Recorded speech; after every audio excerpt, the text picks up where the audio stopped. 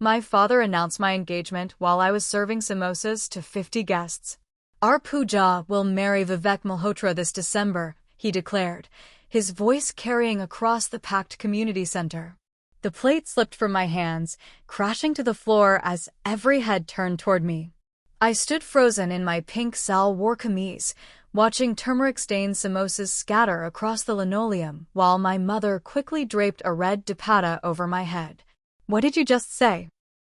I whispered, but my voice was drowned by the eruption of congratulations and ululation from the aunties.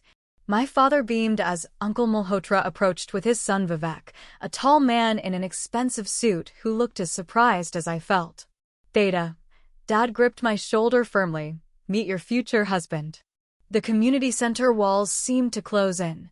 47 years in America, and my parents still lived like we'd never left Punjab. I forced a smile and extended my hand to Vivek, who shook it awkwardly while cameras flashed around us. "Congratulations," he murmured, his eyes apologetic. I had no idea they were announcing it tonight. Neither did I. I excused myself to the bathroom, locking the door behind me with shaking hands. My phone showed 3 missed calls from Sarah, my teaching partner. I dialed her back. "They just announced my engagement to a stranger," I whispered into the phone. "In front of everyone." "What?" "Pooja, you can't be serious." "Dead serious. I'm trapped in a bathroom at the Karva Chauth celebration. There are 50 people outside expecting me to be the happy bride-to-be." Through the thin door, I could hear the celebration continuing. Someone was already discussing wedding venues. When I emerged, my mother intercepted me immediately. "Where were you?" "Mrs. Sharma wants to discuss catering options." "Mom, I never agreed to this marriage." She laughed nervously, glancing around to ensure no one was listening. "Don't be dramatic, Beta. Vivek is perfect. Engineer, good family, U.S. citizen. What more do you want?" "I want to choose for myself." "You're 26. Time is running out." Her smile remained fixed for the guests watching us. "Besides, love comes after marriage. Look at your father and me."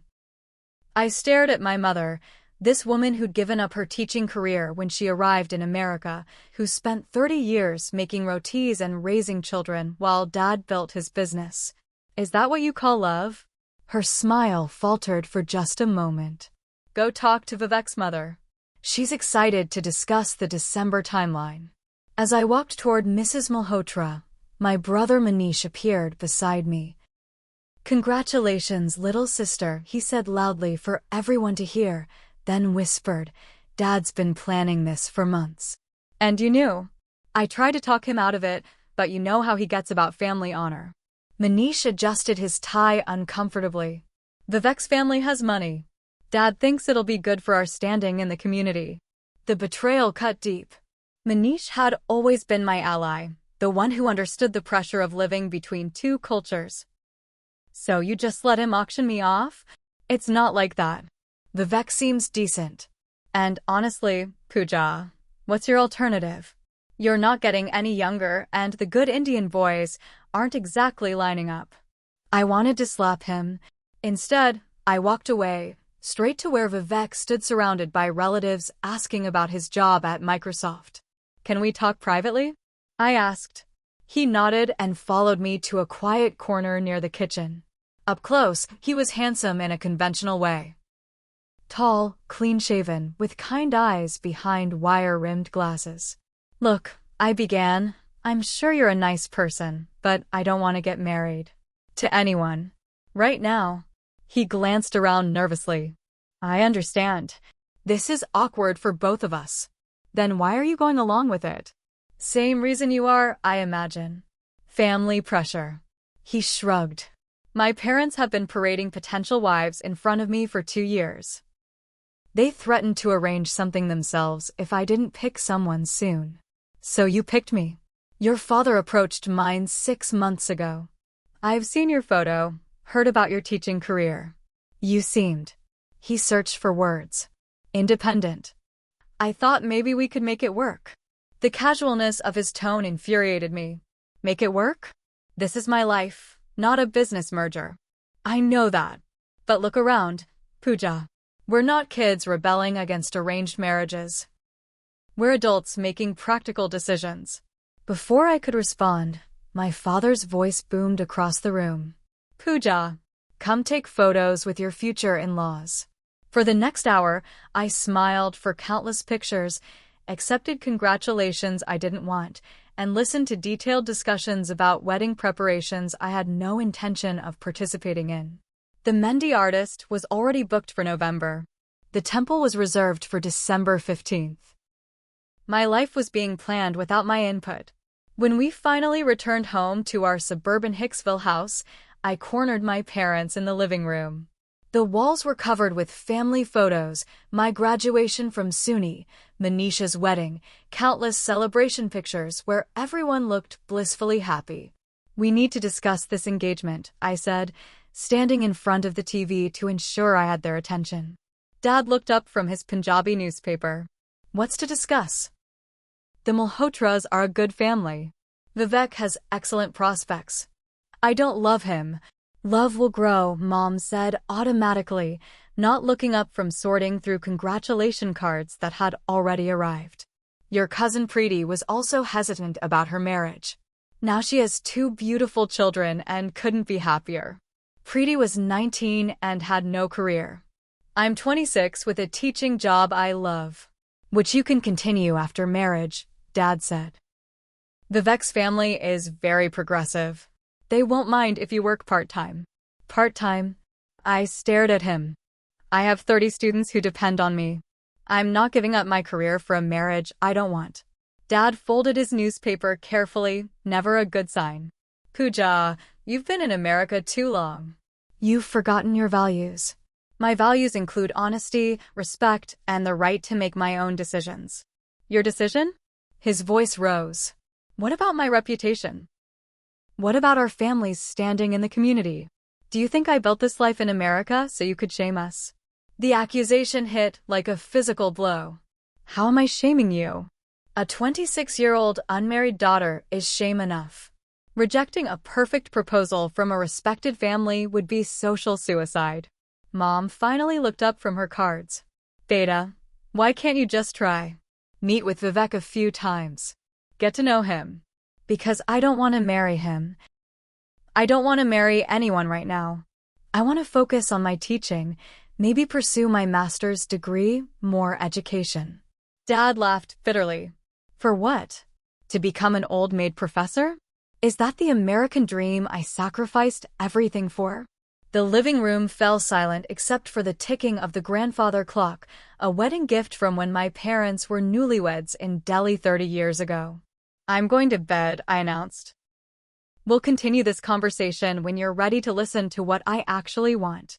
In my childhood bedroom, surrounded by participation trophies and honor roll certificates, I called Sarah again. How bad was it? She asked immediately.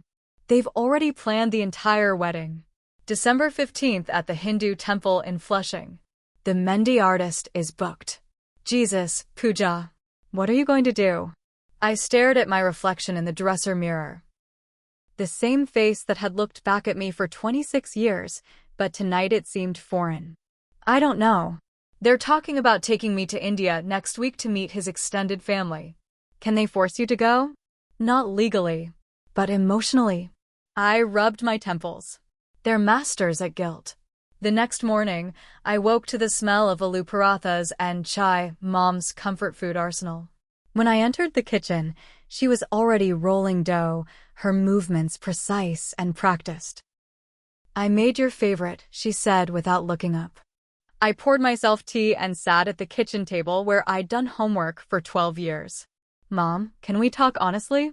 She continued rolling. About what? About why you really want me to marry Vivek.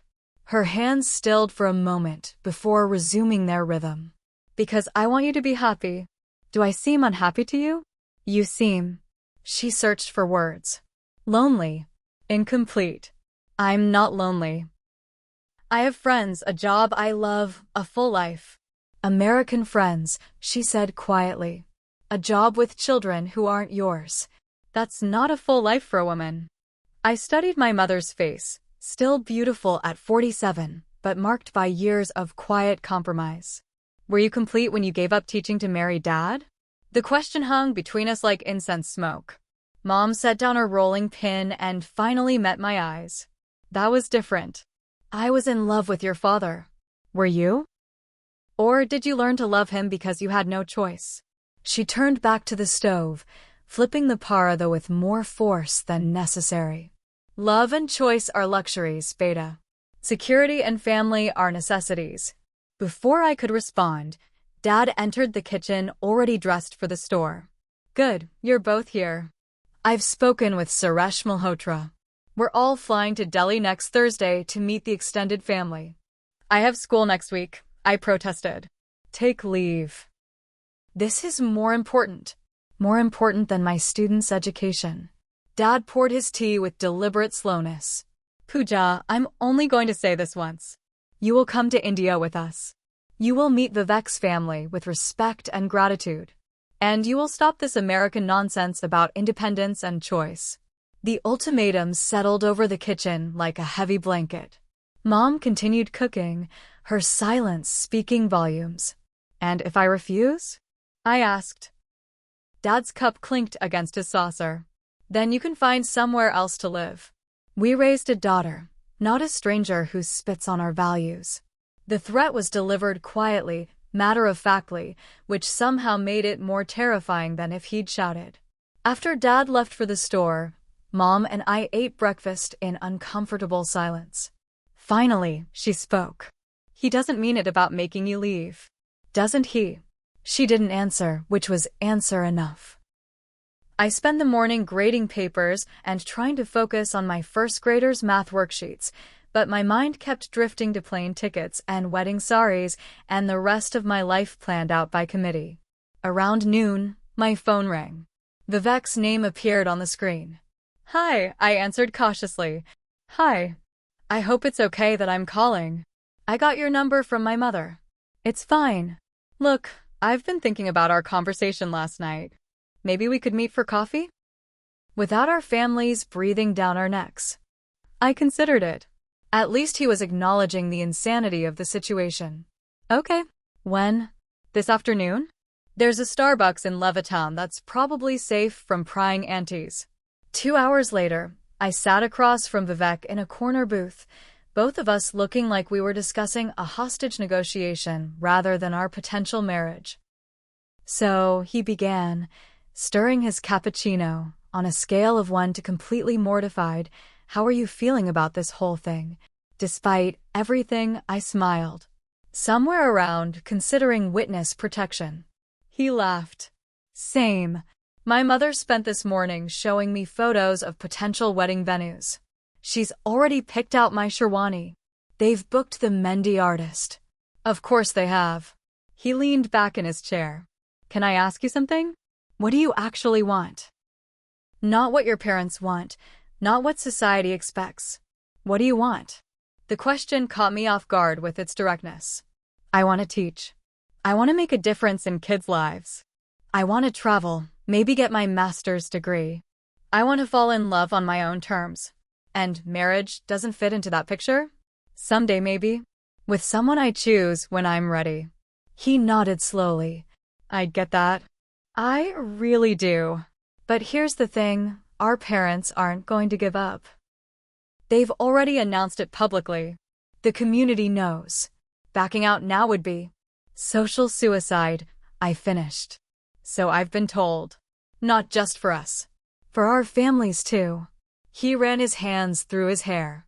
Look, I know this sounds crazy, but what if we went through with it? I stared at him.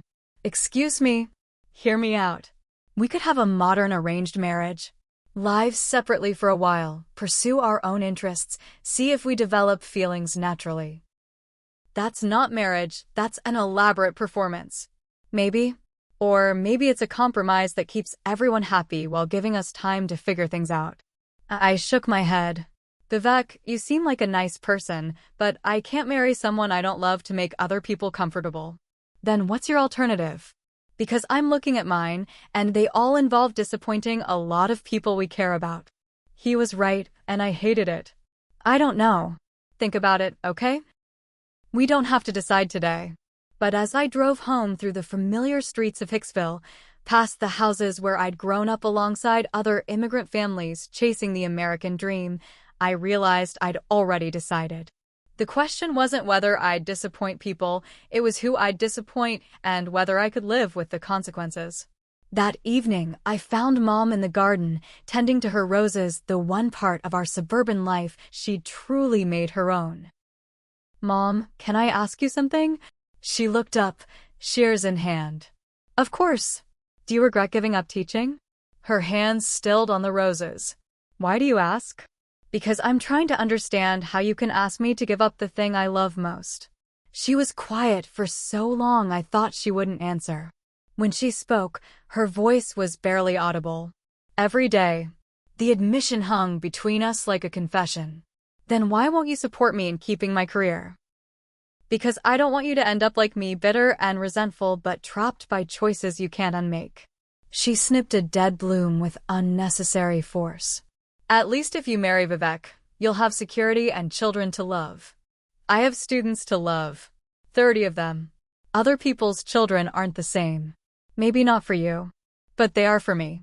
That night, I lay awake staring at the ceiling, thinking about my mother's roses and the dreams she'd buried in American soil. At 2 a.m., I made my decision.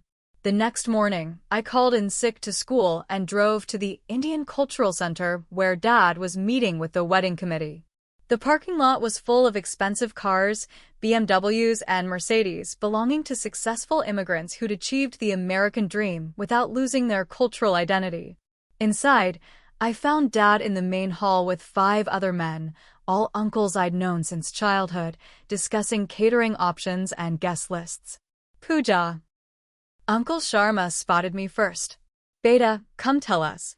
Do you prefer South Indian or North Indian food for the reception? I need to speak with my father privately." Dad's expression darkened. "Whatever you have to say, you can say in front of Uncle G. We're all family here." "Fine." I took a deep breath. "I'm not marrying Vivek." The words echoed in the suddenly silent hall. Uncle Sharma's mouth fell open. Uncle Patel dropped his pen. "Pooja." Dad's voice was dangerously quiet. "You're overwrought. Go home and rest." "I'm not overwrought. I'm 26 years old. I have a career I love, and I refuse to marry a stranger to satisfy your social ambitions." Uncle Sharma cleared his throat. "Beta, perhaps you need time to think. I don't need time. I need my family to respect my decision." Dad stood slowly, his face flushed with embarrassment and rage. Outside. Now. In the parking lot, he rounded on me. "How dare you humiliate me in front of the committee? How dare you plan my life without consulting me? I am your father. I know what's best for you." "No, Dad. You know what's best for your reputation." The slap came fast and sharp, leaving my cheek stinging and my eyes watering. In 30 years in America, Dad had never raised a hand to me. "You ungrateful girl," he whispered. "After everything I've sacrificed for you, I never asked you to sacrifice anything. You chose to come to America. You chose to start over. But you don't get to sacrifice my future to justify your choices. Get in the car. We're going home." "No." I backed away from him. "I'm going back to school. I have students who need me. If you walk away now, don't bother coming home." I looked at my father. This man who'd worked 16-hour days to build a life in a foreign country, who'd attended every parent-teacher conference and school play, who'd taught me to be strong and independent without realizing those lessons would someday be turned against his own plans.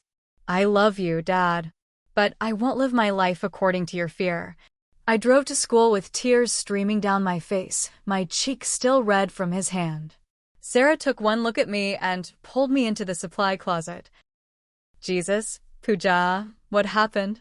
I told her everything, the engagement announcement, the India trip, the ultimatum, the slap. "You can't go home," she said immediately. "Stay with me and Marcus until this blows over." It's not going to blow over. I just destroyed 30 years of family relationships in front of the entire community leadership. Good. Maybe it's time someone stood up to them. That afternoon, as I taught my first graders about addition and subtraction, I realized that's exactly what I was doing, subtracting the expectations that didn't fit and adding up to something that did. When school ended, I found Vivek waiting by my car. I heard what happened at the cultural center, he said. My father got a very interesting phone call. I'm sorry you got dragged into this. Don't be. Actually, I wanted to thank you. I looked at him in surprise. For being brave enough to say what I've been thinking for months. I don't want to marry someone who doesn't want to marry me. Your parents must be furious. Livid, but they'll get over it. Eventually. He smiled ruefully. Want to grab coffee? I think we both need it. An hour later, we sat in the same Starbucks booth, but this time the conversation felt completely different. So what now? He asked. Now I figure out how to live my life without my family. They'll come around. Will they? I publicly humiliated my father in front of the community leaders. In his mind, I've destroyed everything he's worked for. Or maybe you've given him a chance to remember why he came to America in the first place. That evening, I packed a bag at Sarah's house, trying not to think about the family dinner happening without me for the first time in 26 years. My phone had been buzzing all day, missed calls from Mom, text messages from Manish, even a few from concerned aunties who'd heard about the incident. I ignored them all until Manish's text, Dad's talking about disowning you. Please call. Instead of calling, I drove home. The house was dark except for the living room, where I could see Dad's silhouette in his recliner. I sat in my car for 10 minutes, gathering courage before walking to the front door. Mom answered before I could knock. Pooja, she whispered, glancing back toward the living room. You shouldn't be here. I need to talk to him. He's very angry. Maybe tomorrow, no. If I'm going to lose my family, I want him to understand why. I walked into the living room where Dad sat surrounded by photo albums, pictures of our life in America, starting with their arrival in 1977 through my college graduation last year. Dad? He didn't look up. I thought I told you not to come back. You did. But I needed to tell you something. Silence. You taught me to be strong. You taught me to stand up for what I believe in. You taught me that in America, anyone can choose their own path. I taught you to honor your family. And I do. But honoring you doesn't mean becoming your puppet. He finally looked at me, and I saw something I'd never seen before, uncertainty. You don't understand the sacrifices we made. Tell me. I sat on the couch across from him. Tell me about the sacrifices. For the next hour, he talked. About leaving his family in Punjab with nothing but hope and a visa. About Mom's tears when she realized her Indian teaching credentials meant nothing in America. About working in gas stations and convenience stores while earning his business degree at night. About the loneliness of being different, of raising children who seemed more American than Indian. Every choice we made was for you and Manish, he finished. To give you opportunities we never had. I know. And I'm grateful. But Dad, the opportunity one won is the chance to choose my own life. Even if that choice brings shame on us? I thought about his question carefully. Who defines shame? The community? Or us? The community is all we have. In India, we had extended family, traditions, support systems. Here, the community is our family. But what if the community's expectations are wrong? He was quiet for a long moment. Your mother asked me the same question once. When? When she wanted to go back to teaching after you started school. I said no because I was afraid people would think I couldn't provide for my family. I looked toward the kitchen where Mom was pretending not to listen. Do you regret that decision? Every day. The admission cost him. I could see it in his shoulders. Dad, I don't want to shame you. But I won't sacrifice my happiness for other people's approval. And if I can't accept that? The question hung between us like a bridge I wasn't sure either of us was ready to cross. Then I guess we'll both have to live with that choice. The next morning, I woke up in my own bed for what I suspected might be the last time. Downstairs, Mom was making breakfast with unusual attention to detail, perfectly round parathas, precisely spiced chai. "Good morning," I said carefully. "Sit. Eat." We ate in silence until she finally spoke. "Your father didn't sleep last night." "Neither did I. He's scared, Beta. Scared that he's losing you to America." "He's not losing me to America. He's losing me to stubbornness." She smiled sadly. Same thing in his mind. "Mom, can I ask you something? If you could do it over, would you have gone back to teaching?" "Yes, but I also wouldn't trade being your mother for anything. You didn't have to choose. Dad made that choice for you. Just like you think we're making choices for you. Aren't you?" She sipped her tea thoughtfully. "When you were little, you used to insist on picking out your own clothes. You'd wear polka dots with stripes, sandals with socks. I'd try to change you into something more appropriate, and you'd scream until the neighbors complained. I remember. One day, your father said, 'Let her wear what she wants. She'll learn.' And you did learn, but in your own time, your own way. What's your point? Maybe it's time we let you pick your own clothes again." That afternoon, I was grading papers when my phone rang. Dad's number. "Pooja? Can you come home? We need to talk." An hour later, I sat in the living room with both parents. Dad looked like he'd aged years overnight. "I've been thinking about what you said," he began. "About choices and opportunities." I waited. Maybe I've been so focused on protecting you that I forgot to trust you." "Dad, let me finish. I came to America because I believed in freedom. Freedom to make a better life, to choose your own path. How can I take away the very thing I sacrificed everything to give you?" The words hung in the air like an offering. "I called Suresh Malhotra this morning," he continued. "I told him the engagement is off."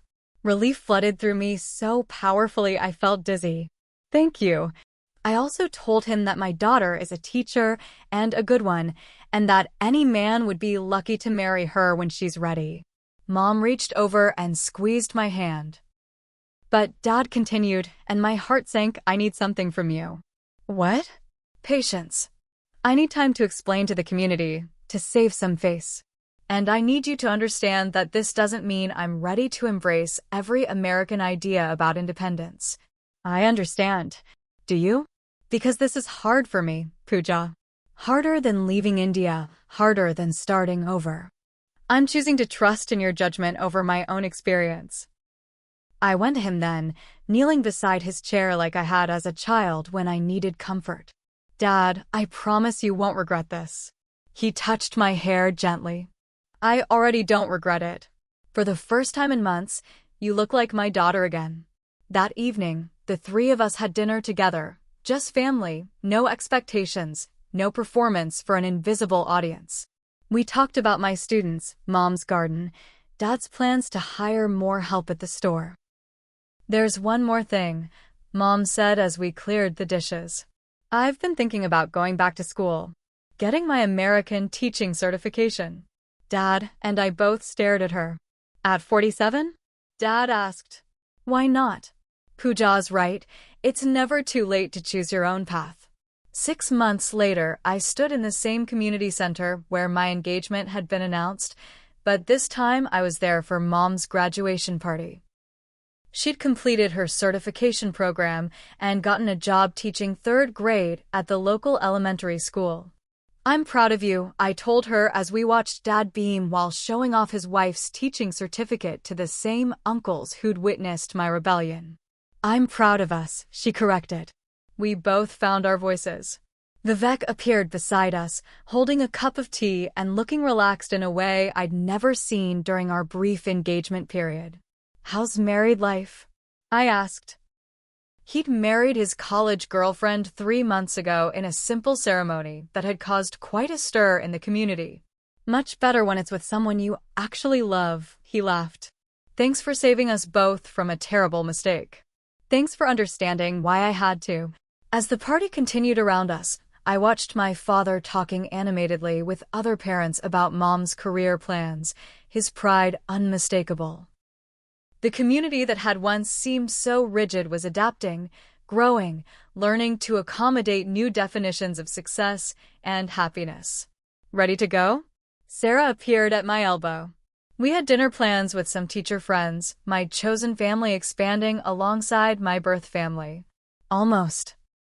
I looked around the room one more time, taking in the faces of people who'd known me since childhood, who'd watched me grow up straddling two cultures, two sets of expectations, two definitions of what it meant to be a good daughter. I'd learned that being a good daughter didn't mean being an obedient one. It meant being honest, being true to yourself, and trusting that love, real love, could survive even the most difficult truths. In the car, Sarah asked, "Any regrets?" I thought about the question as we drove through Hicksville, past the house where I'd grown up, past the school where I taught, past the community center where I'd found my voice. None, I said, and meant it. For the first time in my life, I'm exactly where I'm supposed to be. The daughter who'd once worn polka dots with stripes had finally learned to dress herself. What would you have done in Pooja's situation? Have you ever had to choose between family expectations and personal happiness? Share your story in the comments below. Sometimes the most powerful thing we can do is remind each other that we're not alone in these struggles.